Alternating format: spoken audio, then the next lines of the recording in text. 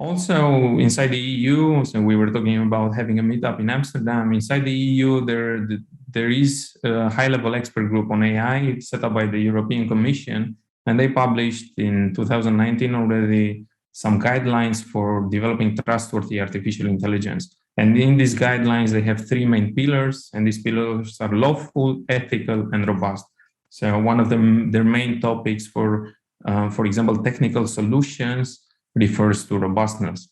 So this type of concerns will be also translated to policy in the future and actual laws, and they're becoming a bit more important. So why am I telling you this? In general, because good engineering is a prerequisite for building robust machine learning systems. So we talked about this algorithmic and system perspective of robustness, and we started to look at engineering as a solution to provide system robustness. And we started to look at engineering practices, the topic of today's talk, as a prerequisite, as what do we have to do before actually even thinking about robustness? So which are the basic engineering best practices that people should use in their machine learning projects. So some of the questions that I will try to answer today and give you a bit of a hint towards the solutions are, for example, which are the software engineering best practices for machine learning in general, but also how are the more traditional software engineering practices impacted by the use of machine learning components?